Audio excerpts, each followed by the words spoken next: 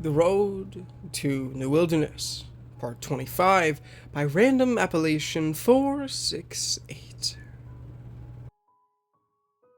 I awoke the following day to the oily scent of gun solvent and the soft hiss of a boar brush scraping through a rifle barrel. Mid-afternoon rays trickled through the window of our shared cabin to cast cheery patterns on the hardwood floorboards. Jimmy sat cross-legged on the floor, her back to her messy bunk, scrubbing at her disassembled Kalashnikov. On the edge of his own bed, Chris hunched opposite her, with a captured ELSAR M4 carbine that he'd been given by Adam. Neither of them acknowledged the other's existence, a tense silence between them that could have been cut with a knife.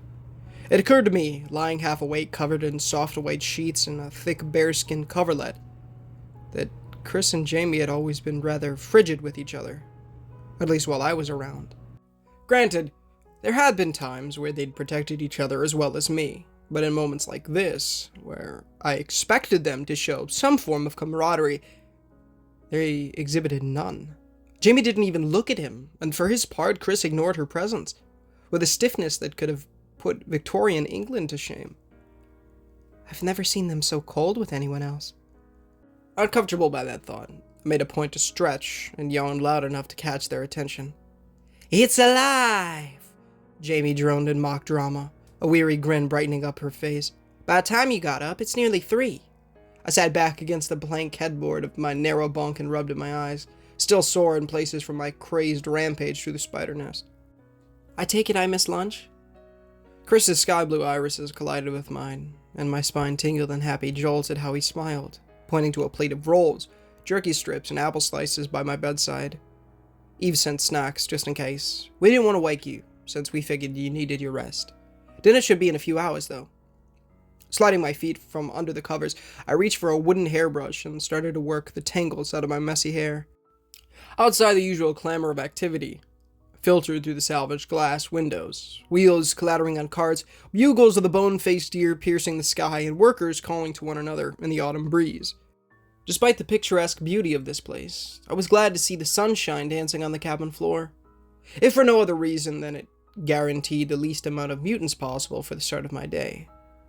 If I never see another echo spider again, that'd be great. Tying my hair into the best ponytail I could be bothered with, I selected a plump wheat roll from the plate Eve had left for me and tugged at my rumpled tunic collar. "So, when are we going to..." The door to the cabin swung open with a burst, and one of the other women of Ark River poked her honey-colored head inside, pale face flushed in excitement. "It's starting! Come quick, they're almost here!" "They?"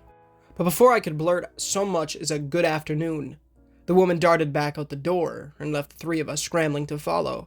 I snatched a pair of homemade socks at the foot of my bed, and Jamie crammed the pieces of her rifle back together, and Chris hopped on one foot to pull his boots on. With my wheat rolls stuck into one pocket, I grabbed my black backpack, its straps mended by one of the seamstresses the night prior, and slung it onto my shoulders. In a tangle of hurried limbs and jumbled shoes, we all ran out the door together, and swept along with a growing number of Ark River denizens toward the eastern gate. A crowd had gathered by the time we reached the wall, and I had to huddle behind Chris while he slid between them just to get through. It must have rained during the morning, and the wet grass squeaked under my shoes like polished floor tile. Once they reached the gate, everyone fell into hushed whispers, some with happy expressions, others with tight-lipped anxiety. Many still held the tools they'd been using to go about their daily tasks, as if they'd dropped everything just for this moment, and now waited in silent anticipation. I managed to worm my way to the front, and both feet screeched to a halt, enough that Jamie stumbled into me from behind.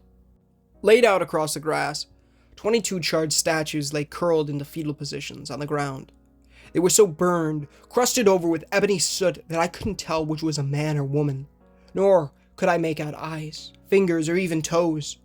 If a giant had molded a few dozen people from black clay with clumsy imitations of hands and feet that bore no detail, these would have been the result, and I stared at them in grotesque wonder. They look like those fossil people from Pompeii. What on earth is this?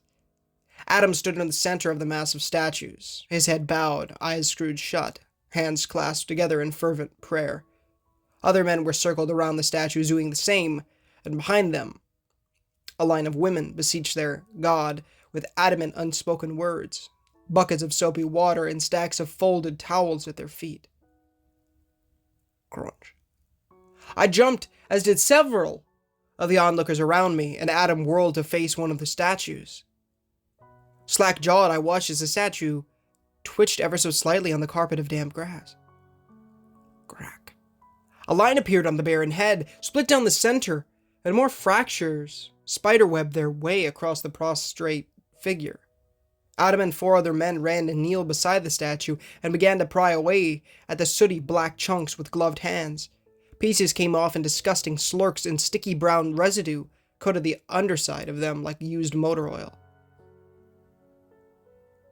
Next to me, Chris's eyes widened like saucers. Oh my gosh.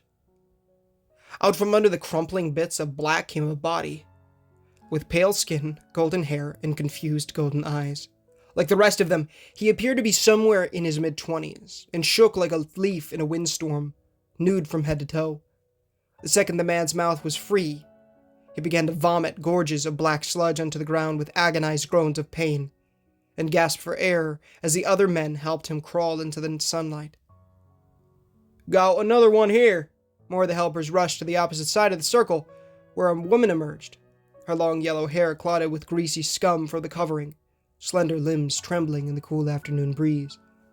One by one, more of the blackened figures erupted with coughing, grimy people, and they were peeled out of their charcoal prisons by the men with gloves. Once they were free, the line of women swooped in to scrub the newcomers down with warm soapy water and wrap them in layers of soft towels, smiling and hugging them all the while. Crews of 3 to 4 people carried them away to the church, and many in the crowd joined them in a happy babble of noise.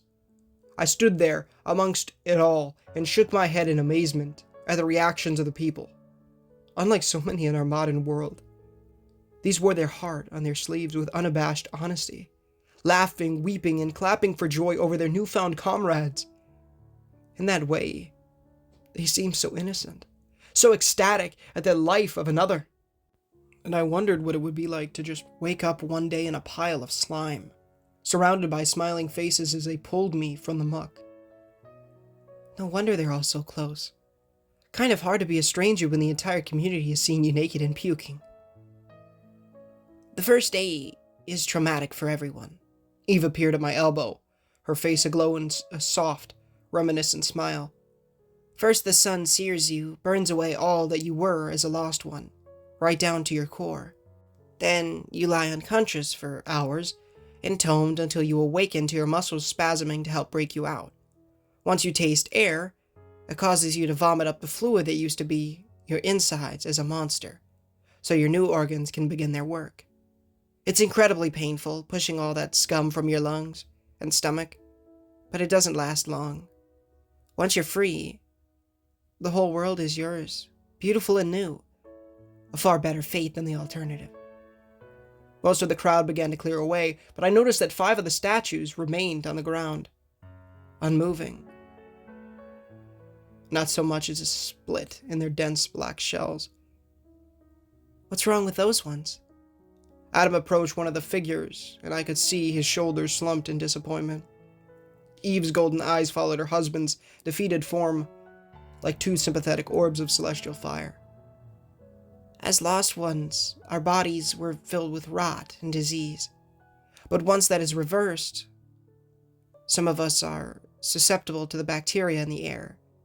Things you were born breathing in a hospital, like mold spores, can kill those of us who aren't strong enough.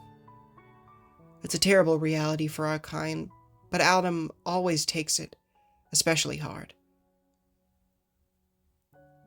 Our eyes met, and I saw the hesitation there, the uncertainty as Eve's hand smoothed over her stomach. You're worried about your baby?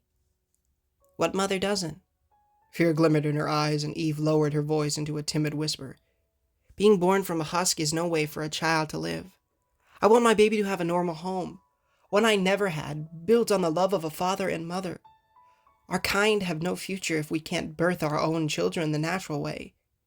Sooner or later, we'll run out of lost ones to redeem. Adam has done everything he can. He already has so much to care for, and I don't want to worry him. But I'm terrified that something will go wrong.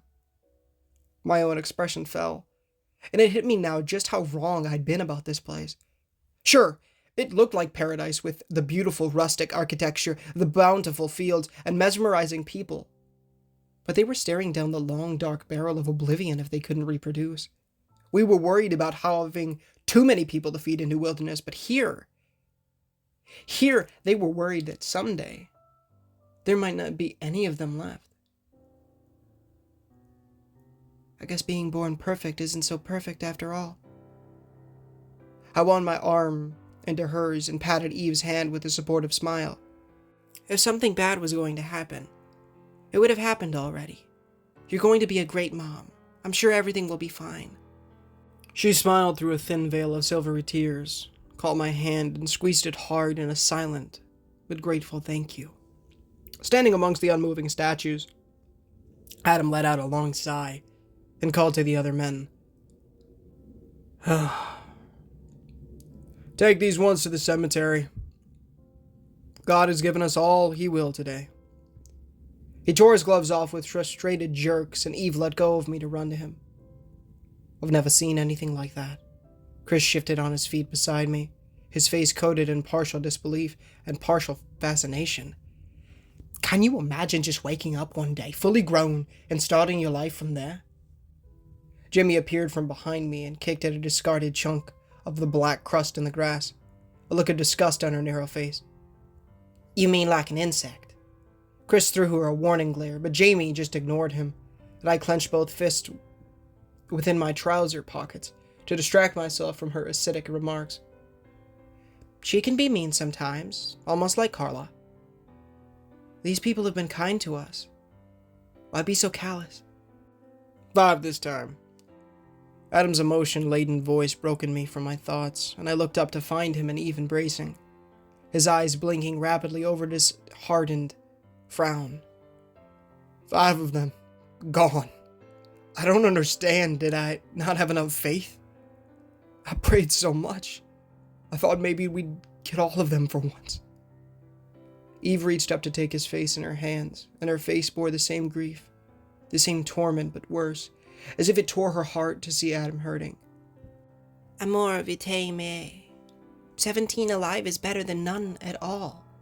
Those that died are in God's hands now, as is his will. You did everything you could. Adam swallowed but nodded, and a faint smile crossed his weary face. Quomodo senete vivere potui.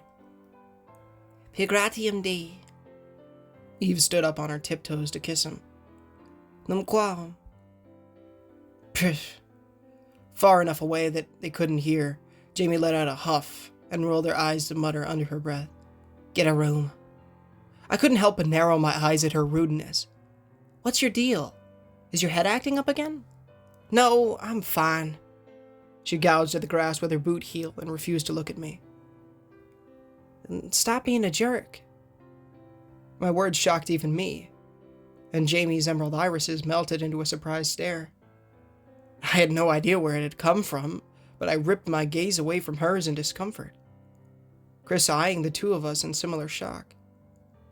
I didn't talk back. I never challenged anyone, and I certainly never got the last word in an argument. In a way, I felt bad for saying it already. Perhaps there really was something wrong, and Jamie needed a friend, not a reprimand. Geez, Hannah, can you not go 5 minutes without causing problems? I'm glad you 3 are here. Adam strode across the grass, his composure regained, Eve by his side. He spotted the backpack on my shoulders and glanced over his shoulder to be sure we were alone. Now that you've seen our secrets, I think it only fair we share in yours. Come, let's go where there's less prying eyes. They headed for the church, and Chris darted after the couple, waving me to follow him. I took up my place by his side, unable to keep the happy smile from my face.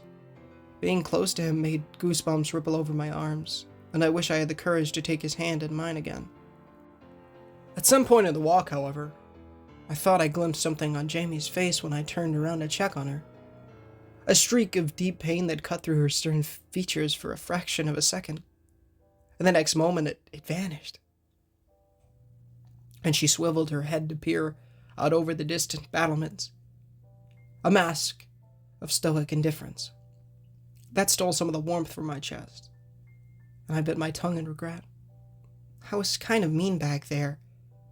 Maybe she's having a bad day. I'll have to say something later, if we get time alone. Inside the chapel, the sanctuary was empty, the candles extinguished to throw the spacious room into shadow. Under my shoes, the old floorboards creaked with every step. Adam led us through a small door near the back and into the parsonage where a cozy living room waited on the other side. It was more modern than the cabins, with a few non-working electric lamps, a television that would likely never light up again, and a thick beige carpet across the floor. A low brown couch squatted beside a mahogany-stained coffee table, 2 brown leather armchairs on the other side. A wooden rack near the wall held an assortment of quilts, including a red checkered one that Eve offered to Jamie with a generous smile. You look cold. It's getting closer to winter after all. Want to borrow this? It's my favorite.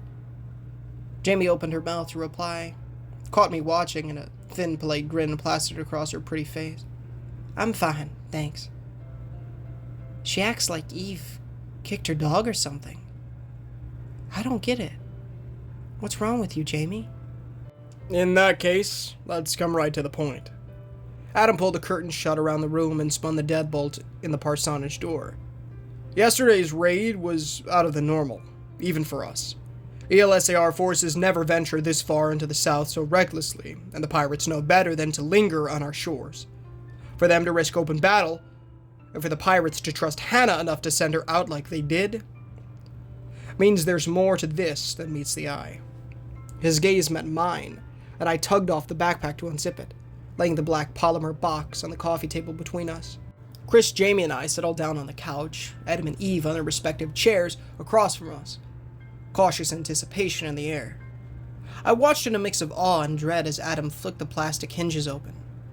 What could be inside? A secret weapon? A piece of some horrible mutant? Perhaps some rare artifact to explain the origins of the breach.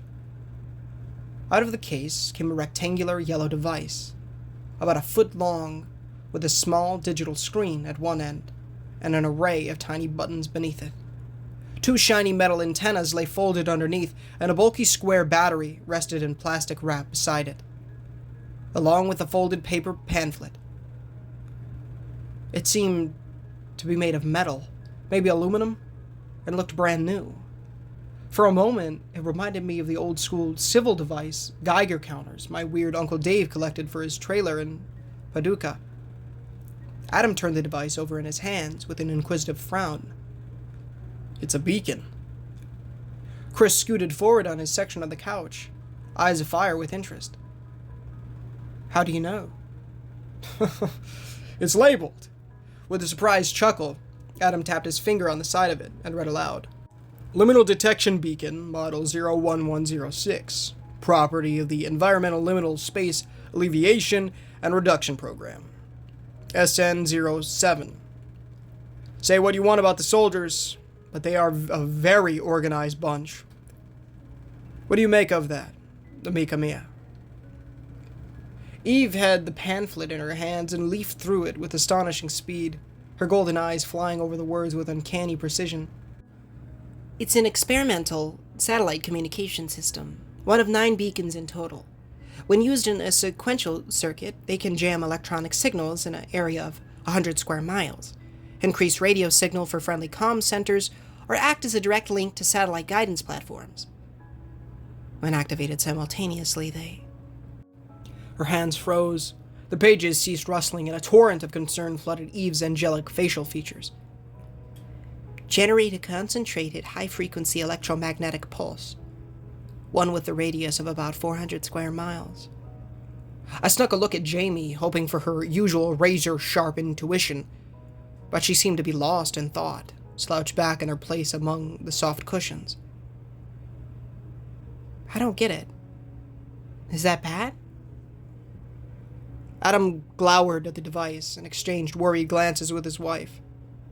It could be. All my electronics began to malfunction the day the first of the mutants arrived. It only grew worse by the day until I couldn't so much as make a phone call. which means the breach, as you call it, is tied directly to some kind of electromagnetic energy. If ELSAR intended to use this, it could only be because they believe it may somehow slow or stop the spread of what is happening in Barron County. But that's good, though. I searched the faces around the table for a comforting answer, even as it occurred to me that there might not be one. Right? Depends on what it means for us. Jamie spoke up at last, and gnawed at her lower lip again, both green eyes locked on the beacon in hateful suspicion. I doubt they went through all that trouble just to get faster Wi-Fi. Can the others work without this one? Eve rummaged through the rest of the pamphlet in a few minutes of silence and shook her head. No. Each is individually coded. We'd need a 9-digit access key to turn it on, which the soldiers would have had with them when they died, I assume. That's why they want it back. Chris folded his hands and thought, to cut us off from the outside world, once and for all. Think about it. The breach is a slow-burning EMP, so most of our shielded equipment like the modified trucks and Carter's surplus radios are safe. But this would instantly fry any complex circuitry all over Barron County, meaning the only ones left with working comms, vehicles, and generators would be ELSAR. With a ragged sigh, Adam placed the beacon back into its case, along with the manual, and snapped it shut. Of course, there is no way of knowing if they have backup systems on standby, but I think it's safe to assume that if they're willing to risk so much for this one, they can't easily get more. We'd a proper laboratory environment to examine it in better detail, with functioning electricity and better equipment. I'm afraid our smithy is good for making swords and armor from old scrap, but not for dissecting complex electronics. Chris and I caught each other's eyes, and an idea formed in my head. We have that. A New Wilderness. Dr. O'Brien could help us. Did you forget what tomorrow is? Jamie rubbed her eyes as if she were exhausted and cupped her chin in one hand. It's the 30th. Election Day. We bring this thing in, tell everyone it's a game-changing weapon, and all heck will break loose in the assembly. Chris never took his eyes off the box, but the corners of his mouth drew downwards at Jamie's reminder. Carter will confiscate it right away, and with all those armored trucks on his side, there would be no way to make him give it back. Dr. O'Brien might not let it go either, since it could be nice leverage for her researchers. Sanderson would probably support us, but the workers aren't all united, and the Ranger faction has more guns. If it came to a fight, they'd easily take it from us. So there's only one person we can trust. Sean has to know.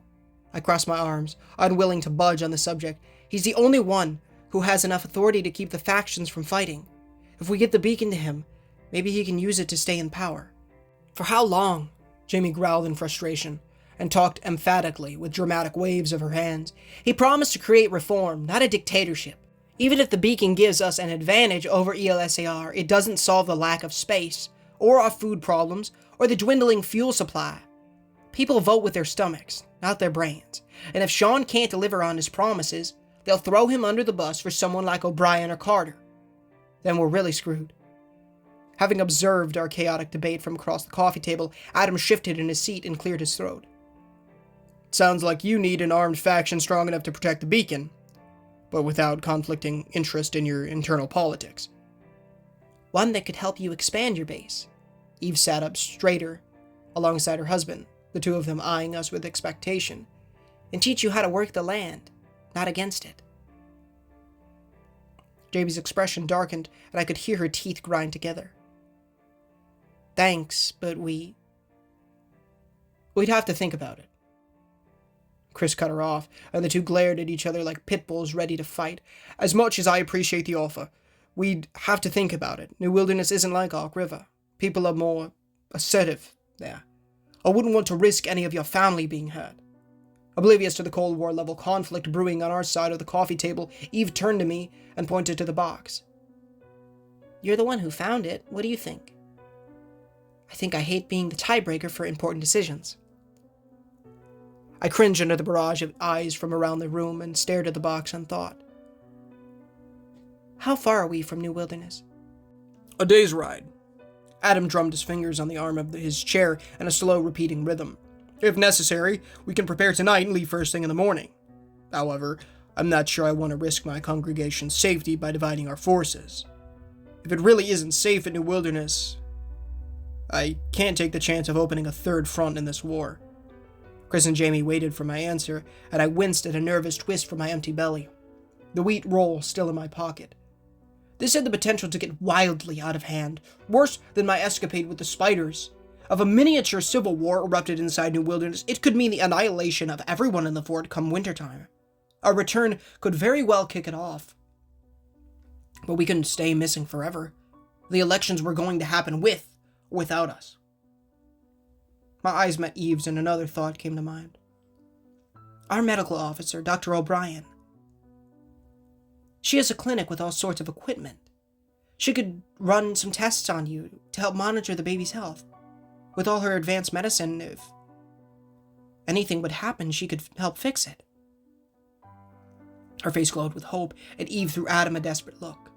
For a moment, Adam frowned and his mouth opened and shut, as if trying to conjure up excuses. Fine.